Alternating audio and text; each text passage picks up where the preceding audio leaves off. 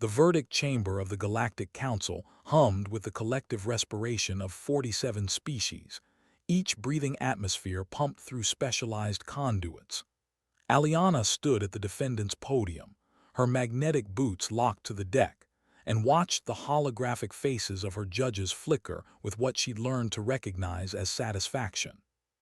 Humanity is hereby banished from Galactic Council space, announced Praetor Vexther, his chitinous mandibles clicking with finality. You have 60 standard cycles to remove all human presence from the coordinated territories.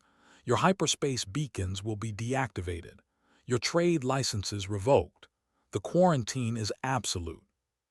James watched from the observation deck, his jaw tight. As chief engineer of humanity's deep space construction fleet, he'd seen this coming for months. The other species feared what humans could do with technology that bridged the gap between their own capabilities and the theoretical limits of physics. Praetor, Aliana said, her voice steady, may I ask the Council's reasoning? Vexther's compound eyes glittered. Your species advances too quickly. In 300 cycles, you've progressed from stellar infancy to matching civilizations 10,000 cycles old. You weaponize theories others use for communication. You extract energy from quantum foam we deemed untouchable. You are dangerous. Aliana nodded slowly, and the Council believes isolation will contain us. The Council believes, Vexther replied, that without access to our markets, our technology exchanges, our navigational networks, humanity will stagnate in its own corner of space. Perhaps you will learn humility. Perhaps, in 10,000 cycles, you will petition for readmission with appropriate deference. James felt his stomach drop. 10,000 years. They expected humanity to sit in timeout for 10 millennia. Aliana's response surprised everyone. We accept the Council's judgment. The chamber erupted in alien sounds, surprise, satisfaction, confusion. James leaned forward, knowing Aliana well enough to hear what others missed, the slight emphasis on accept, which wasn't the same as agree. However, Aliana continued, we request one modification. Given that you're severing all our infrastructure connections, we'll need 100 cycles, not 60, to safely evacuate our populations and dismantle our installations. Vexther consulted with his fellow praetors.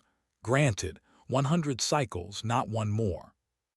James found Aliana in her quarters 3 hours later, surrounded by holographic displays showing human installations throughout Council space. You have a plan, he said. I have several, she gestured, and the displays reorganized. The Council thinks they're imprisoning us. They don't understand they're setting us free. Free? James crossed his arms. Aliana, they're cutting us off from the largest trade network in the galaxy. We're losing access to technologies it took other species millennia to develop. Technologies they're willing to share, which means technologies they don't fear. Aliana's eyes gleamed. James, why do you think the Council really banished us? Because we scare them. Because we innovate in ways they don't. The Council species reached an equilibrium millions of years ago. They share technologies because no one species has an advantage. Everyone progresses at the same glacial pace together. She pulled up a new display. But humans, we don't just adopt technology, we transform it. We see applications they never imagined. James studied the data. You're talking about the Heisenberg reactors. Among other things, we took their quantum communicators and built power plants. We took their gravitational sensors and created artificial gravity.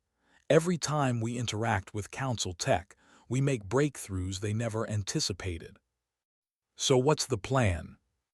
Aliana smiled. We leave completely, but not to Earth. Over the next 100 cycles, the galaxy watched humanity execute the largest evacuation in recorded history. Stations were dismantled, colonies abandoned, every human presence in Council space systematically erased. The Council monitors verified each withdrawal, satisfied that the dangerous species was retreating to its homeworld. What they didn't see was where the humans actually went. James stood on the bridge of the Prometheus, humanity's first post-council deep space construction vessel, and watched the quantum foam generators spin up to full power. Around him, in a sphere of space 500 light-years in diameter, completely outside council territory, humanity had established not a retreat but a laboratory. Heisenberg reactors at full capacity, reported the engineering station. Quantum foam extraction exceeding projections by 18%. Aliana joined him at the viewport. Beyond, in the darkness, construction frames outlined structures that would have terrified the council. Habitats pulling energy directly from vacuum fluctuations. Ships that didn't just bend space but folded it, making hyperspace beacons obsolete.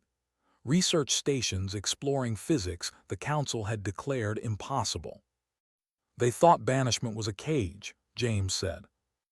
It was a liberation. Aliana watched a transport ship flicker out of existence, not through a hyperspace lane but through a direct quantum tunnel. The Council operates on permission and consensus. Every technology requires approval, every advancement must be shared, every innovation must be safe and proven and non-threatening. And now we don't need their permission. Now we don't need their permission, Aliana agreed. In 10,000 cycles, when they expect us to come crawling back, we'll have advanced further than they can imagine. Not because we're better than them, but because we were willing to take risks they forgot how to take. James pulled up a long-range scan. Somewhere beyond the void, the Galactic Council continued its eternal deliberations, maintaining its careful equilibrium. And here, in the darkness they designated as humanity's prison, a new civilization was being born, one that didn't fear the unknown but embraced it. You know, James said, they might regret this decision. Aliana smiled. They already do, they just don't know it yet. The Prometheus hummed with captured energy, and in the darkness, humanity began building its future, unshackled, unbounded, and unstoppable.